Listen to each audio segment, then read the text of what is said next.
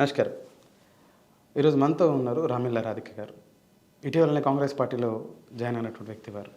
చెన్నూరు నియోజకవర్గ సమస్యల మీద పెద్ద ఎత్తున ప్రశ్నించుకుంటా యావత్ తెలంగాణ రాష్ట్రానికి సంబంధించిన సమస్యల మీద కూడా ప్రశ్నించుకుంటూ ముందుకెళ్తున్నటువంటి వ్యక్తి. అక్క నమస్కారం.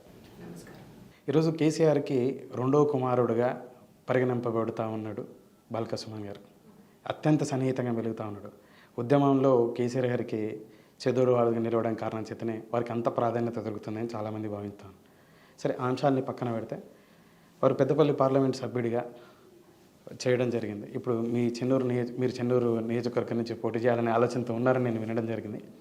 చెన్నూరు నియోజకవర్గ శాసనసభ్యుడిగా 2018లో ఎన్నిక కావడం జరిగింది.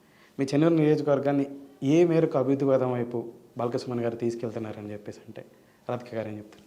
ఒక ప్రతిపక్ష నాయకురాలు కాబట్టి మీరు పదే పదే విమర్శల్ని ఎక్కువ పెట్టేసి ముందుకు వెళ్తూ ఉన్నారు. మీకు వ్యక్తిగత గడ్జు ఉందని చెప్పేసి కూడా కొందరు అభిప్రాయపడుతూ ఉన్నారు.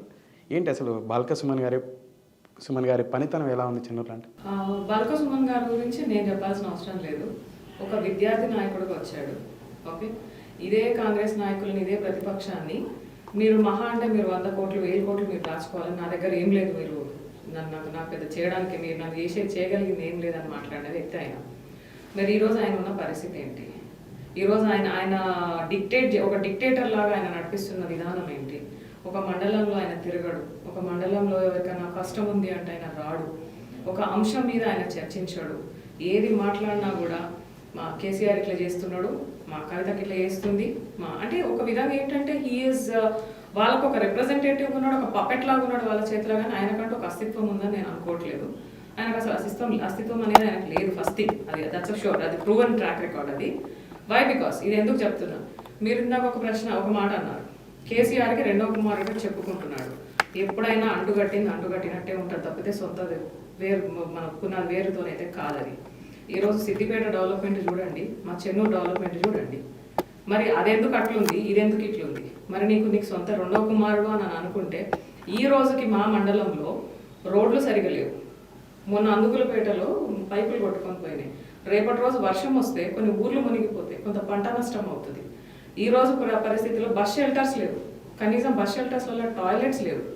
సో ఇన్ని అంశాలు ఆయనకు కనబడవు, ఆయనకు అవి ఏమీ లేవు. కేసీఆర్ ఇచ్చినట్టు కళ్యాణ లక్ష్మి ఇవ్వండి అంటాడు, లేకపోతే గోడ గన్ ఉంది, గన్లో బుల్లెట్లు ఉన్నాయి, ప్రతిపక్షానికి జాగ్రత్త అని ఒళ్ళ దగ్గర అంటాడు. ఫస్ట్ ఆయనకు తలకాయ ఉంది, తలకాయలో మెదడు లేదు ఆయనకి. అది ఆయన ఓపెన్గా చెప్పుకుని ఆయన మాట్లాడిన విధానమే ఆయన చెప్పిన విధానం. ఎందుకనంటే ఆ మెదడే ఉండుంటే గోడకు గన్ను ఉంది, గన్లో బుల్లెట్లు ఉన్నాయి అని అంటున్నావు, నీకు బుల్లెట్ కాల్చే రైట్ ఉందా? ఫస్ట్ ఇదే గన్ను పట్టుకొని నువ్వు వస్తే నీకు ఓట్లు వేసేవాళ్ళ? ఆ రోజు ఈ గన్ను పట్టుకొని వచ్చేది ఉంటే మరి ఈ రోజు గన్ను గురించి మాట్లాడుతున్నాడు. డైరెక్ట్ ఆత్మీయ సమ్మేళనం అని పిలిచి ప్రతిపక్షాల మీద మాట్లాడుతున్నాడు. అంటే ప్రతిపక్షంలో ఉన్నది ఎవరు? ప్రజలే. ఆయన గడప తిరిగిన రోజులు, ఆయన ఎలక్షన్లో ఓట్లు అడిగిన వాళ్ళే వాళ్ళు. మరి ఆ రోజు గన్ను పట్టుకొని ఎందుకు రాలేదు? మరి ఈ రోజు గోడకు గన్ను ఉందని ఈ రోజు ఎందుకు గుర్తొచ్చింది? అంటే దొరలతో నుండి దొరల పోకడలు నేర్చి దొరలాగా మళ్ళా దొర బానిస కాబట్టి ఇప్పుడు దొర పోకడలు పోవాలని ట్రై చేస్తున్నాడు. ఎప్పుడైనా సరే వేషం వేసుకున్నట్టే ఉంటుంది, కానీ కులేషన్ తీసి కొంచెం మేకలాగా ఉంటే బెటర్. ఆయన ఏ మాట మీద అయితే ఏ పనులు చేస్తానని ఆ రోజు విద్యార్థి నాయకుడిగా ముందుకు వచ్చాడో, ఈ రోజు ఎంతో మంది విద్యార్థి నాయకులు మనకి వాళ్ళ చాలా గర్వకారణంగా ఉన్నారు. నా దృష్టిలో కానీ మన తెలంగాణ మా కంప్లీట్ తెలంగాణ రాష్ట్రంలో ఎవరినన్నా అడగండి, విద్యార్థి నాయకులకి ఒక చెడ్డ పేరు, ఒక కలంకం లాగా మిగిలింది బాల్క సుమన్. ఇసుక దందాలేంటి, బెదిరింపులేంటి, భూ కబ్జాలేంటి?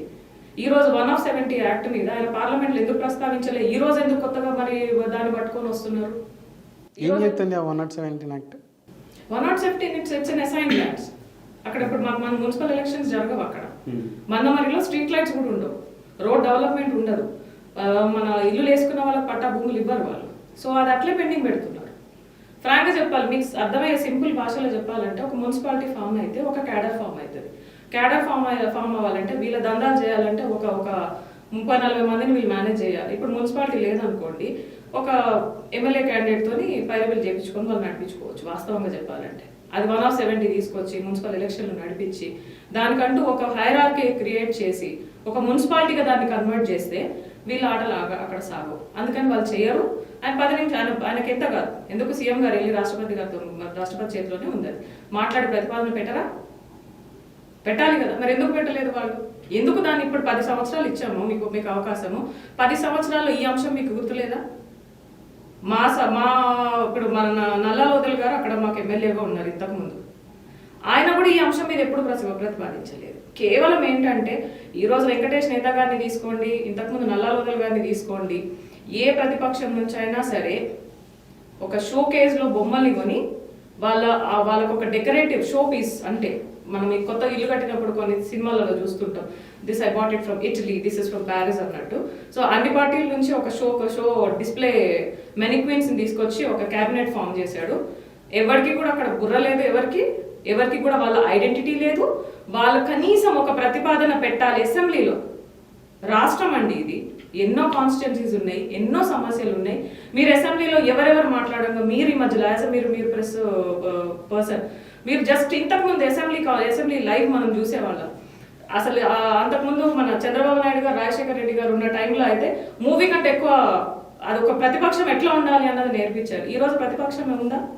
ఈ రోజు అసలు మీ సొంత పార్టీల వాళ్ళు మాకు అవసరం ఉందని అడుగుతున్నారా? మరి అవసరాలు కనిపించట్లేదా?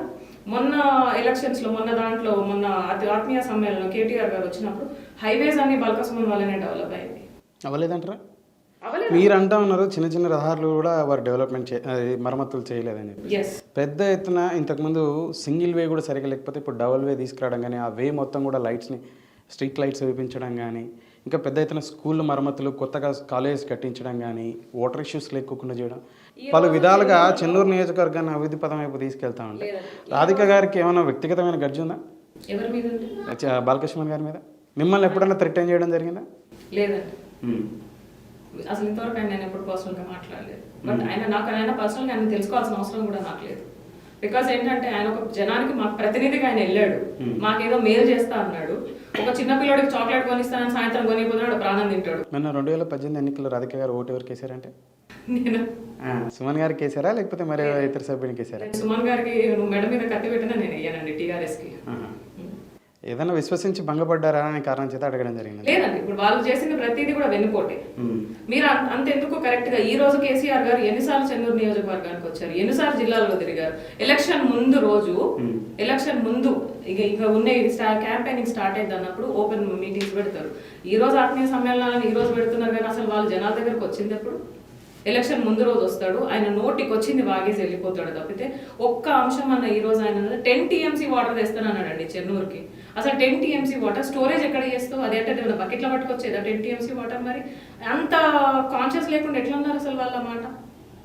ఈ రోజు మీరు రోడ్ల గురించి అడిగారు.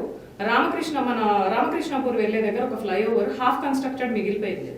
అది ఎందుకు మిగిలిపోయిందో మనకి వాళ్ళకే తెలియాలి. అది వాళ్ళ విజ్ఞతకే వదిలేస్తాం. మనం దాన్ని ఎందుకు ఆపారు అనేది కూడా మరి వాళ్ళకే లాజిక్స్ వాళ్ళకే ఉంటాయి కదా. సో అది వాళ్ళకి వదిలేదు. కాకపోతే సమ్మర్లో గ్రీన్ మ్యాట్ వేస్తారు, ఎందుకంటే అక్కడ రైల్వే ట్రాక్ ఉంటుంది. ఆ ట్రైన్ వెళ్ళేటప్పుడు ఒక 1/2 hour 45 minutes అక్కడ ట్రాఫిక్ ఆగిపోతుంది. గ్రీన్ మ్యాట్ వేస్తాడు. మరి రేపు పొద్దున వర్షాకాలం గొడుగులు పట్టుకొని నిలబడతారా టీఆర్ఎస్ కార్యకర్తలు? కొన్ని కేసీఆర్ వచ్చి గొడుగులు పడతాడా? కొన్ని దానికి ఏమన్నా రెయిన్ కోట్ షెడ్ కట్టి పెడతారా? అది ఎందుకు? ఆ ఫ్లైఓవర్ ఎందుకు కంప్లీట్ కావట్లేదు? ఇంకా జనాలు రైల్వే ట్రాక్ దగ్గర నిలబడాల్సిన పరిస్థితి ఎందుకు వచ్చింది? మరి ఇంత హైవేలు చేసేవాడు ఆ రామకృష్ణపూర్లో దగ్గరగా మనకు చూసుకున్న 70,000 ఏమో 1 లక్ష ఎక్కువనే ఉంటారు జనం అక్కడ ఆ రూట్లో ట్రావెల్ చేసి. ఇంకా పక్క గ్రామాలకు వెళ్ళే వాళ్ళు కూడా దాని మీద నిత్యం ఉంటుంది. ఒక 5 లక్షల నుంచి 10 లక్షల మంది అక్కడ ట్రావెల్ చేస్తూ ఉంటారు.